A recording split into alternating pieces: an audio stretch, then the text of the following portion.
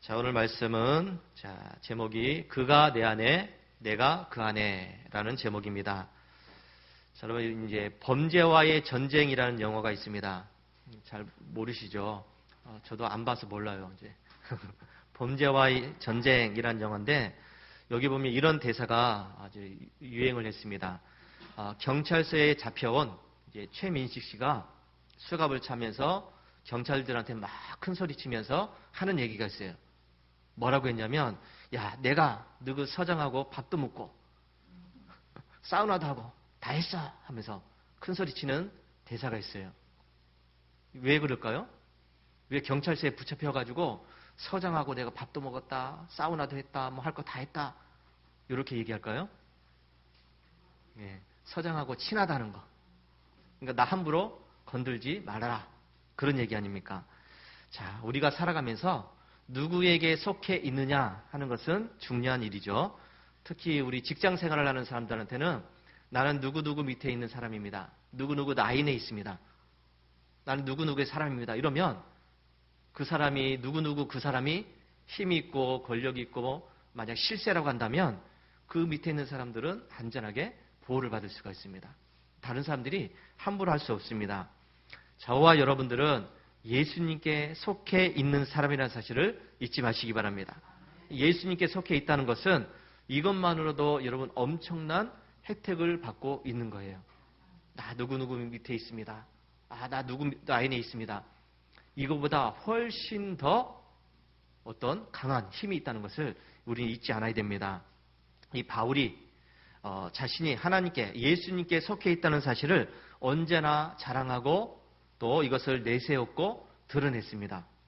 고린도후서 12장에 보면 바울이 자기가 하늘, 이 삼층천을 보고 온 것을 이야기합니다. 내가 하늘의 그 신비로운 곳에 갔다 왔다. 삼층천이라는 곳에 갔다 왔다 하면서 천국을 보고 온 이야기를 이제 사람들한테 해주는데 이때 한 얘기가 뭐냐면 내가 그리스도 안에 있는 한 사람을 아노니 그랬어요. 내가 그리스도 안에 있는 한 사람을 안다. 그 사람이 누구예요? 바울입니다. 자기를 얘기해요. 내가 그리스도 안에 있는 한 사람을 아는데 그 사람이 삼층천을 보고 왔다 하면서 자기 스스로가 이야기를 하고 있습니다. 바울은 세상적으로 똑똑한 사람이었죠. 공부를 많이 한 사람이었습니다. 번세도 있었고 능력도 있었고 또 세상을 살아갈 수 있는 명예도 있었고 힘도 있었고 정말 금수저 중에 이제 금수저인 사람이었습니다. 신분적으로도 높은 위치에 있었던 사람이었고요. 자, 이런 바울이 예수님을 믿고 나서 자기가 가지고 있었던 모든 것들을 다 배설물로 여긴다고 했습니다. 우리 지난주에 말씀드렸죠. 자기의 어떤 학벌이나 또 재력이나 정치적인 이런 여러 가지 힘들이나 또 신분이나 모든 것들을 배설물로 여긴다고 했습니다. 자기에게 있었던 권력과 재력과 세상적인 힘은 예수님에 비하면 아무것도 아니라는 것이죠. 쓰레기와 같은 것이다. 오직 예수님만 가장 고상하신 분이다라고 이야기를 합니다. 바울은 예수님을 믿기 전에는 언제나 자기가 최고였습니다. 자기 외에는 뭐 보이는 것이 없었어요. 그런데 예수님을 믿고 나서는 자기가 가장 작은 자고 가장 악한 자이고 그래서 나는 죄인 중에 괴수다 하면서 자기를 이야기합니다. 예수님을 믿기 전에는 떵떵거리면서 살았는데 이제는 매를 맞으면서 감옥에 들어가면서 생명의 위협을 당하면서 굶는 것을 밥 먹듯이 하면서 사람들의 비난을 받으면서 예수 믿는 것을 부끄러워하지 아니하고 오히려 나는 예수님께 속해 있는 사람이다 라면서 아주 자신 있게 외치고 있습니다. 여러분 바울이 왜 이렇게 고백을 할까? 나 예수 믿는 사람이야. 나 예수 안에 있는 사람이야.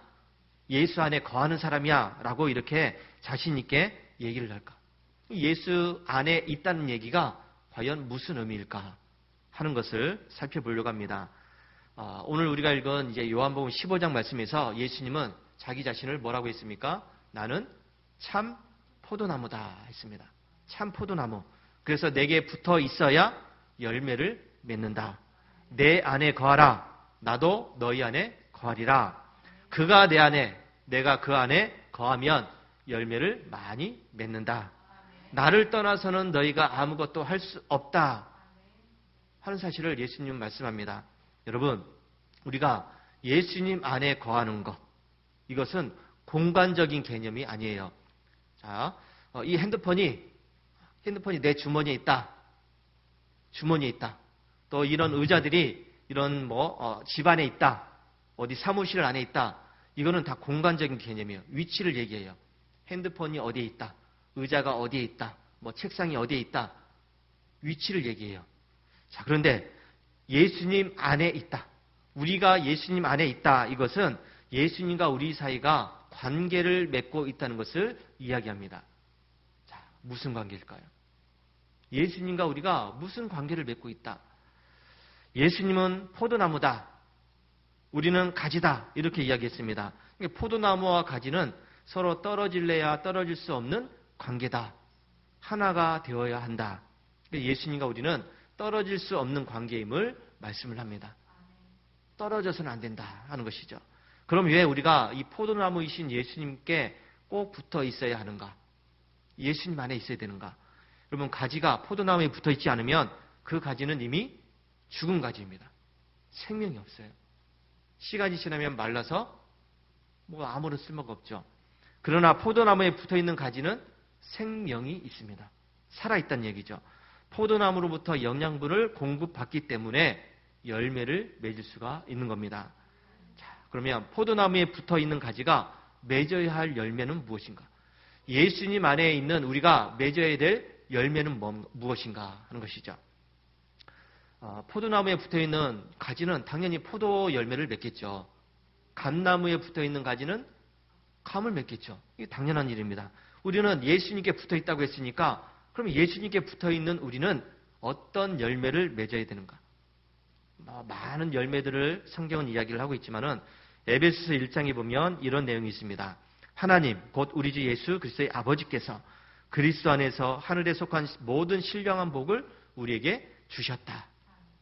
하늘에 속한 신령한 복을 우리에게 주셨다. 그 기쁘신 뜻대로 우리를 예수 그리스도로 말미암아 자기의 아들들이 되게 하셨다. 그리고 우리는 그리스도 안에서 그의 은혜의 풍성함을 따라 그의 피로 말미암아 속량 곧 죄사함을 받았다. 자, 여러분, 이 말씀을 보면 우리는 예수 그리스도 안에서 무엇을 받았다고 이야기합니까? 속량 곧 죄사함을 받았다. 우리는 예수 그리스도와 하나가 됨으로 인해서 하나님의 자녀로 가는 새로운 관계가 맺어집니다. 새로운 관계. 아까 어떤 관계냐고 그랬죠? 어떤 관계? 예수님과 우리는 어떤 관계? 포도나무와 가지라고 했습니다.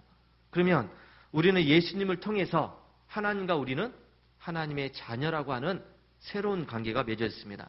이거는 여러분 가문이 바뀌는 일입니다. 죄인의 가문에서 의인의 가문으로, 하나님의 가문으로. 이것은 신분이 바뀌는 것입니다. 죄인에서 의인으로. 이것은 국적이 바뀌는 것이죠. 죄인의 국적에서 하나님 나라의 국적, 천국의 시민권을 갖는 국적으로 바뀌는 일입니다. 여러분, 이 엄청난 일이 아닙니까? 우리가 예수님 안에서 있을 때, 예수님과 관계를 맺어갈 때 우리의 가문도 바뀌고 신분도 바뀌고 국적도 바뀌었어요. 우리는 이제 더 이상 죄인이 아니라 의인입니다. 죄인이 아니라 하나님의 자녀로 살게 되었습니다. 죄인의 나라에 사는 것이 아니라 하나님의 나라에 살게 되었습니다. 우리가 어떻게 해서 이런 새로운 관계를 가질 수 있게 되었는가? 어떻게 해서 가졌죠? 그렇죠. 오직 예수 그리스도께서 나의 죄를 위해서 십자가에서 죽어주심으로 말미암아 우리가 이렇게 새로운 관계를 가질 수가 있게 되었습니다. 예수님께서 내가 가질 수 있던 모든 죄를 대신해서 십자가에서 죽으셨고 이 죄의 값을 다 치루어 주셨기 때문에 이거 속량이라고 이야기합니다. 값을 치루었다. 죄의 값을 치루었기 때문에 내가 새로운 관계가 맺어진 것이죠. 우리는 예수 그리스도께서 이렇게 하셨다는 것을 믿음으로, 자, 예수님은 다 하셨습니다. 그런데 이걸 우리가 믿지 않으면 아무 소용이 없어요. 예수님께서 이렇게 나를 위해서 다 하셨다는 것을 믿음으로 나는 하나님의 자녀가 되었고 새로운 신분으로 살아갈 수 있게 된 것입니다. 따라서 여러분, 나는 한 것이 없는데 이런 엄청난 혜택을 받게 되었으니 이것을 우리가 은혜라고 이야기하는 겁니다. 이 은혜예요. 저와 여러분은 하나님의 크신 은혜를 입은 사람이라는 것을 믿으시기 바랍니다.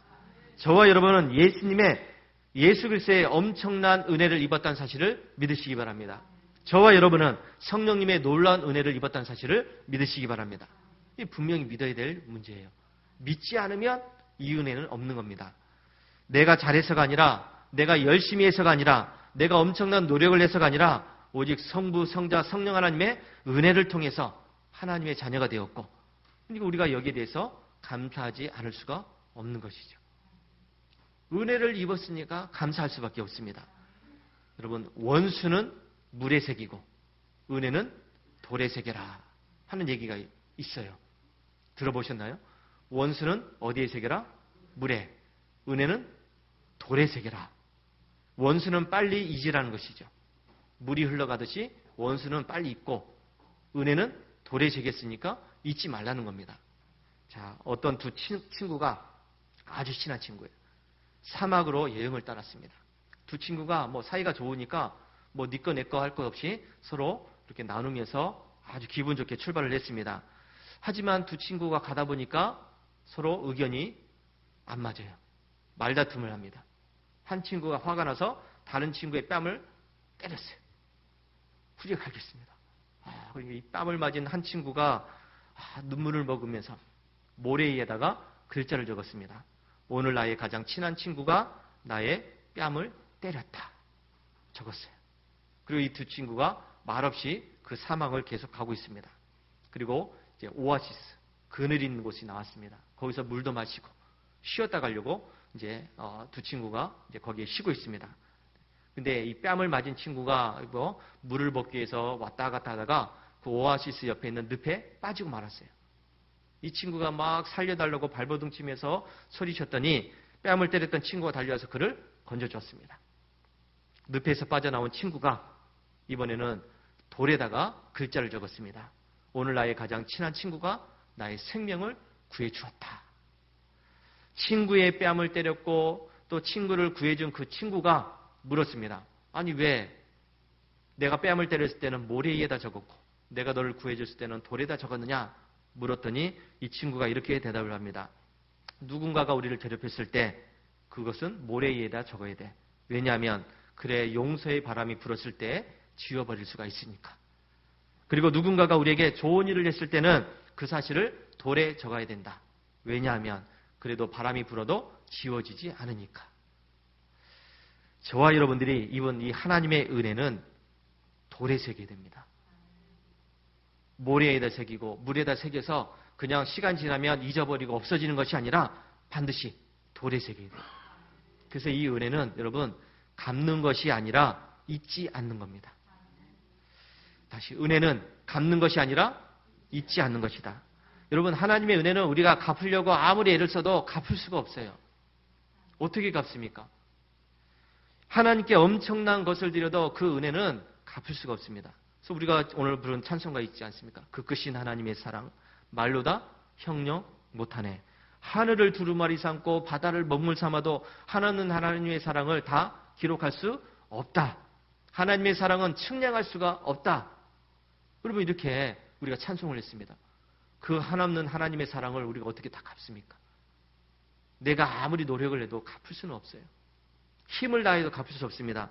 그래서 이런 하나님의 사랑과 은혜는 갚는 것이 아니라 잊지 않는 거예요. 잊지 않고 감사하는 겁니다. 그것이 바로 은혜를 갚는 겁니다. 하나님께서 나를 하나님의 자녀로 삼아 주셨다. 하나님께서 나를 살려주셨다. 예수님께서 나를 대신해서 십자가에서 죽어주셨다. 예수님 때문에 나는 살아났다 하는 것을 이 은혜를 아는 사람들은 그럼 이제 여러분 어떻게 살게 될까요? 하나님의 은혜를 아는 사람들은 은혜를 아는 사람들은 하나님의 은혜를 알기 때문에 그것을 기억합니다. 감사하게 되죠. 그래서 주님을 위해서 헌신하는 삶을 살게 됩니다. 여러분 신앙생활을 하면서 여러 부류가 있겠지만 어떤 사람들은 뭐 그저 그런 신앙생활을 해요. 뭐 하게 되면 하고 뭐 말면 말고 뭐 내가 아니라도 할 사람은 있으니까 뭐 나는 별로 신경 안 쓰고 그냥 뭐 교회만 왔다 갔다 하면서 대충대충 하는 척하면서 그렇게 신앙생활을 하신 분들이 있습니다. 그런데 왜 나는 왜 그렇게 열심을 내야 됩니까? 근데 왜 나는 더 헌신하는 삶을 살아야 될까요? 근데 왜 나는 더 충성스러운 일꾼이 되어야 될까요? 그럼 왜 그래야 됩니까? 다른 게 아니에요. 하나님의 은혜를 알기 때문입니다. 하나님의 은혜를 알기 때문에 그 은혜를 기억하고 감사하기 때문에 내가 더 열심을 내고 내가 더 충성스러운 일꾼이 되고 내가 더 헌신하는 그런 삶을 살게 되는 것입니다.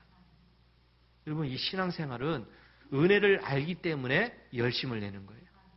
하나님의 은혜를 알기 때문에. 은혜를 모르면 하라고 해도 안 해요. 은혜를 모르면 해야죠 말만 합니다. 건성건성하죠. 근데 은혜를 아는 사람들은 정말 마음을 다해서 열심을 내게 되죠. 교회를 위해서요. 우리 주님을 위해서, 또 우리 교회 성도님을 위해서 열심을 낼 수밖에 없어요. 왜? 하나님의 은혜가 크다는 것을 알기 때문에. 내가 하나님의 은혜를 입은 사람이라는 것을 알기 때문에 열심을 내지 않을 수가 없는 거예요. 포도나무에 접붙임을 받은 가지는 여러분 열매를 맺는다고 그랬습니다. 당연하죠. 포도나무에 붙어있는 가지는 열매를 맺습니다. 이거는 성장한다는 이야기입니다. 마찬가지로 저와 여러분들은 예수 그리스도 안에 있을 때에만 영적인 성장을 할 수 있다는 것을 기억하시기 바랍니다. 신앙생활을 여러분 수십 년 했음에도 불구하고 믿음이 자라지 않아. 나를 왜 이렇게 믿음이 안 자랄까? 왜 나는 믿음이 없는 걸까? 나는 왜 믿음이 부족한 걸까? 이렇게 스스로 자책하는 분들이 있습니다. 물론 그런 분들이 믿음이 없을 수도 있어요. 믿음이 없기 때문에 그렇게 느낄 수도 있습니다. 그런데 여러분, 신앙에는 반드시 성장의 단계가 있어요. 어린아이의 단계가 있고요. 청년의 단계가 있고, 그리고 성숙한 아비의 단계가 있습니다. 요한일서 2장에 있는 말씀이에요. 어린아이의 단계, 또 청년의 단계, 그리고 성숙한 아비의 단계가 있습니다. 네, 진짜로 예수님을 믿고 진짜로 예수 그리스도 안에 있는 사람들은 계속해서 영적으로 성장해 나간다는 사실을 믿으시기 바랍니다. 그러니까 왜 나는 믿음이 없을까? 왜 믿음이 안 자랄까? 왜 나는 믿음이 부족하지? 믿음이 없을 수도 있어요. 안 믿기 때문에. 진짜로 예수님 안에 없기 때문에. 근데 믿음이 있는 사람들, 진짜로 예수님 안에 거하는 사람들은 단계가 있기 때문에 어린아이의 단계에 있는 사람이 있죠. 그러니까 믿음이 없다고 고백할 수밖에 없죠. 청년의 단계에 있는 사람도 마찬가지죠. 신앙의 성숙한 단계에 이르기까지는 자기의 믿음이 부족하다고 느낄 수도 있습니다. 예수 그리스도와 연결되어 있는 사람들, 즉 예수님 안에 거하는 사람들은 예수님께로부터 오는 영양분을 공급받게 되어 있습니다. 이거는 자동으로 공급받게 되어 있어요. 나 안 받으려고 해도 붙어 있으면 어쩔 수 없어요. 예수님께 포도나무에 붙어 있으면 그 포도나무로부터 오는 영양분이 분명히 오게 되어 있습니다. 포도나무에 붙어 있는 가지는 자기 스스로가 영양분을 얻기 위해서 애쓰지 않아요. 영양분이 자동으로 옵니다. 이것처럼 예수님께 붙어 있는 우리들은 스스로의 노력으로 성장하는 것이 아닙니다. 내 힘으로, 내 노력으로, 내 열심으로 성장하는 것이 아니라 예수님이 주시는 이 영양분을 받고서 성장해 나가는 것입니다. 따라서 예수 그리스도 안에서 이 신앙의 성장은 우리에게 있었던 죄악된 것들이 점점 사라지고 예수 그리스도의 의로운 것들로 점점 채워지는 겁니다. 예수님께 붙어 있으니까 나에게 있었던 죄악된 모습들이 점점 사라지게 되어 있다는 것이죠. 전에는 죄의 열매들을 맺으면서 살았지만은 이제는 의의 열매들을 맺으면서 살아가게 됩니다. 전에는 죄 짓는 것에 대해서 아무런 꺼리낌이 없이 했는데 이제는 예수님을 믿을수록 마음에 부담감이 와요. 이러면 안 되는데. 이러면 안 되는데 하는. 그게 점점 영양분이 공급되고 있다는 이야기예요. 우리가 전에는 세상 속에 살아가면서 세상 것들을 바라보면서 세상을 소망하면서 세상의 것들을 얻기 위해서 노력하면서 애썼는데 이제는 세상 속에서는 살고는 있지만은 그러나 세상의 것이 아니라 하늘의 것을 바라보게 되는 겁니다. 하늘의 신령한 것들을 소망하면서 그것을 얻기 위해서 힘을 다하는 신앙생활을 하게 되는 것입니다. 그러므로 인해서 우리의 삶이 점점 성령의 9가지 열매로 맺어지게 되는 겁니다. 예수 그리스도 안에 있는 저와 여러분들에게는 여러분 반드시 성령의 열매가 맺혀집니다. 왜요? 우리 안에서 성령의 역사가 있기 때문이에요. 성령께서 우리 가운데 임하셔서 우리로 하여금 성령의 9가지 열매들 맺어갈 수 있도록 도와주시기 때문에 우리는 신앙생활을 해나갈수록 더욱더 열매를 맺어가는 그런 삶을 살게 되는 것입니다. 그가 또한 우리에게 인치시고 보증으로 우리 마음에 성령을 주셨느니라. 그러니까 우리 안에 있는 성령이 있다는 사실을 여러분 잊지 마시기 바랍니다. 성령 하나님은 우리가 그리스도 안에 있다는 사실을 알게 해주시고 또 우리를 늘 그리스도에게로 인도합니다. 내가 하나님의 자녀로 살아갈 수 있도록 늘 도와주십니다. 우리 안에 거하시는 성령님은 우리를 감시하시는 분이 아니에요. 야, 네가 지금 제대로 잘 살고 있나 못 살고 있나 내가 막 눈에 불을 켜고 쳐다볼 거야. 이게 아니에요. 성령님은 우리를 감시하시는 분이 아니라 도와주시는 분입니다. 우리의 연약함을 도와주시는 분이에요. 우리의 부족함을 도와주시는 분입니다. 그러니까 우리가 기도하는 것이죠. 성령님 도와주세요. 성령 하나님 역사해 주세요. 기도하는 것이죠. 그래서 우리는 성령의 이 9가지 열매를 풍성하게 맺어가는 그런 삶을 살게 되는 것입니다. 우리들이 신앙생활 해나가는 것, 이것은 여러분 나만의 고독한 싸움이 아니에요. 신앙생활은 개인적인 생활인데 그렇다고 해서 나만 홀로서 힘겹게 싸워나가는 신앙생활이 아닙니다. 왜요? 성령께서 나와 함께 하시기 때문입니다. 예수님께서 나에게 영양분을 공급해 주시는 신비로운 일입니다. 그러니까 여러분, 우리가 이 신앙생활 해나가는 것, 날마다 믿음 가운데 살아가는 것, 아, 내가 예수님께로부터 영양분을 지금 공급받고 있구나. 내가 성령님의 도우심 가운데 있구나 하는 것을 잊지 마시기 바랍니다.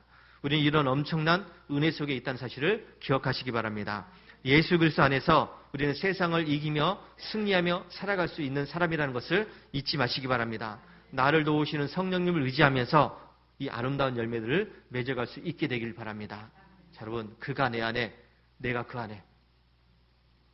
예수님이 내 안에 계셔야 되고요. 나도 분명히 예수님 안에 거해야 됩니다. 이렇게 할 때 우리의 삶 가운데 풍성한 열매들이 맺어진다는 사실을 믿으시기 바랍니다. 예수님 안에서 풍성한 삶을 살아갈 수 있는 우리 성도들이 되시기를 주의 이름으로 축원합니다. 할렐루야. 자.